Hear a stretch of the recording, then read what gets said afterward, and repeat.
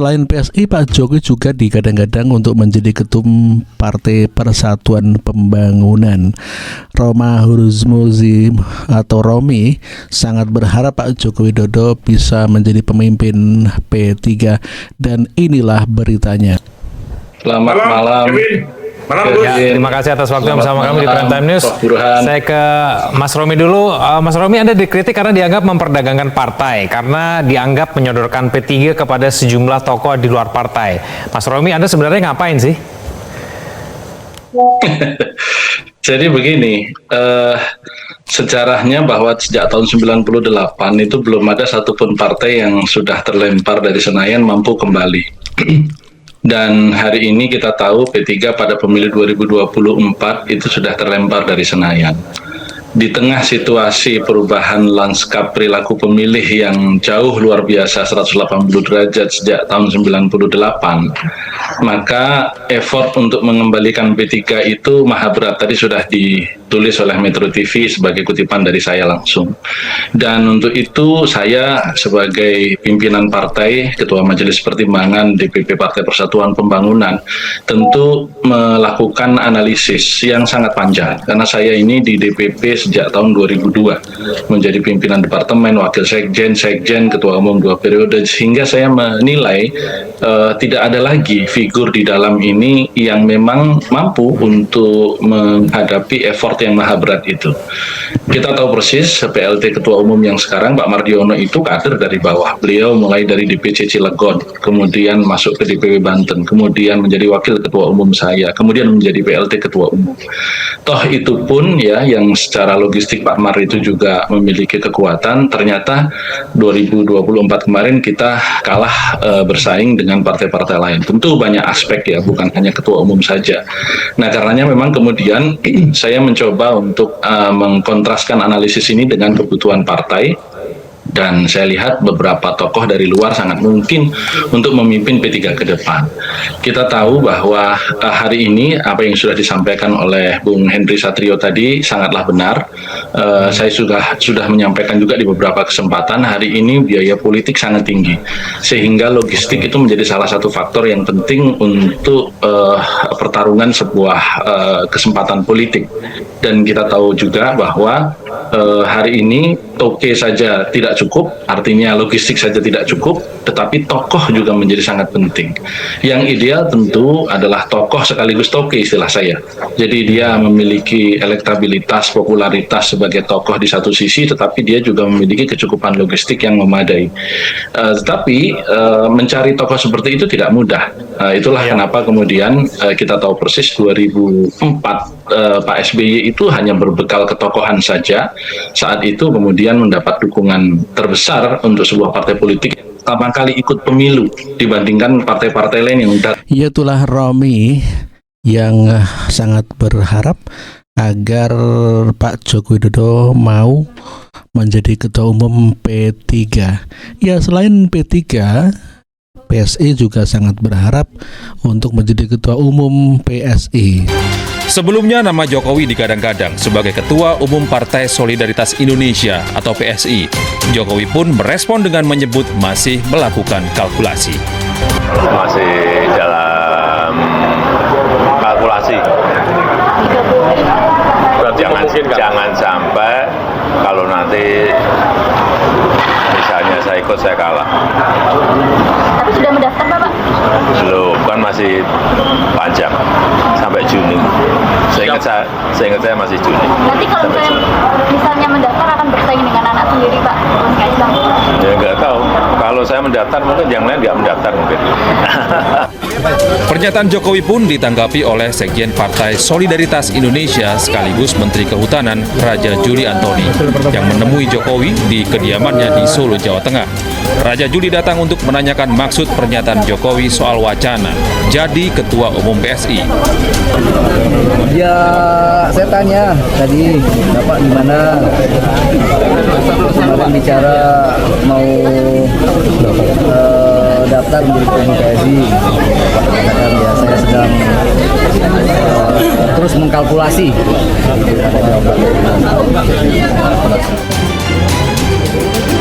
Selain Jokowi, nama Ketua Umum Petahana Kaesang Pangarep juga menjadi calon kuat dalam bursa pemilihan Ketua Umum PSI.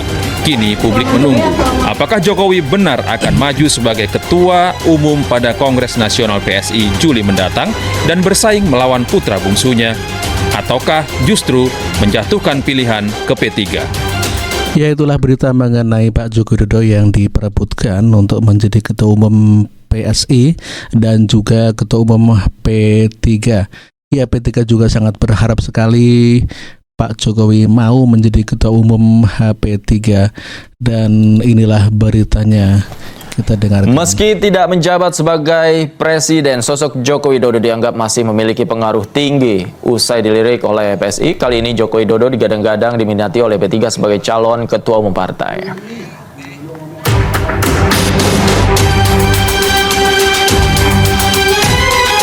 Nama Presiden ke-7 Republik Indonesia, Joko Widodo, kembali dijagokan memimpin Partai Politik Indonesia.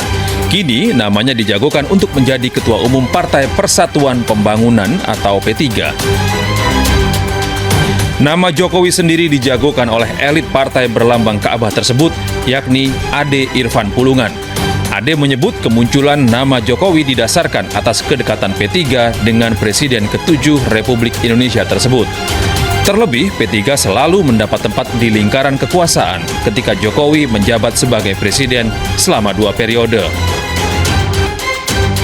Sebelumnya nama Jokowi digadang-gadang sebagai Ketua Umum Partai. Ya, itulah tadi P3 Irfan Pulungan yang sangat berharap Pak Jokowi mau menjadi Ketua Umum dan meyakini apabila Pak Joko Widodo masuk menjadi Ketua Umum P3, maka P3 akan lolos ke Senayan.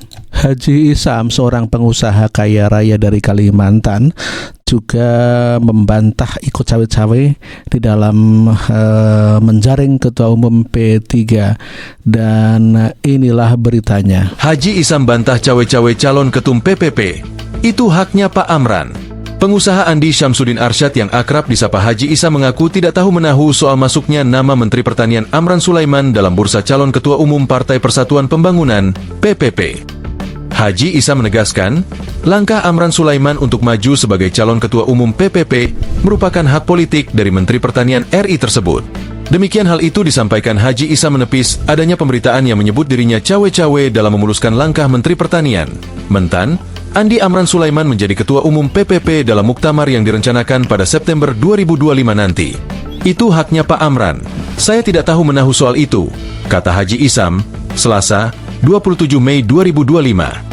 Haji Isam menekankan, tudingan bahwa dirinya menggendong Mentan Amran untuk menguasai PPP tidak akurat.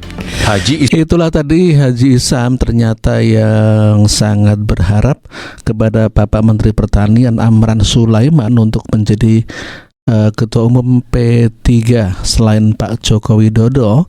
Tadi Amran Sulaiman juga diharapkan untuk menjadi Ketua Umum P3. Dan beredar ternyata ada 4 nama calon menteri, calon Ketua Umum P3 maksud saya. Dan ada nama Pak Joko Widodo.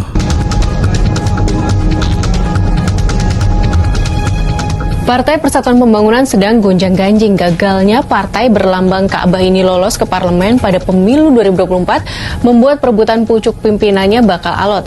Katanya beredar 4 nama calon ketum dan disebut ada campur tangan Jokowi di dalamnya. Seperti apa ceritanya?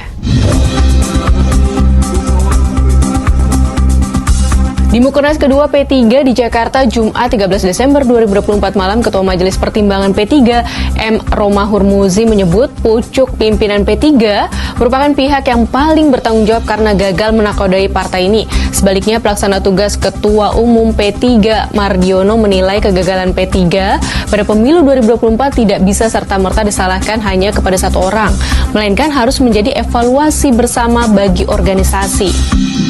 Kesediaan untuk secara kesatria menyampaikan permohonan maaf secara terbuka kepada seluruh kader P3 di Indonesia atas tidak masuknya untuk pertama kali P3 ke Senayan ini, dan tentunya menyediakan diri untuk secara ikhlas menyiapkan muktamar bagi hadirnya calon-calon pemimpin baru P3 baik dari dalam maupun dari luar. di dalam sebuah organisasi itu tidak berlaku secara personal, satu person, ya.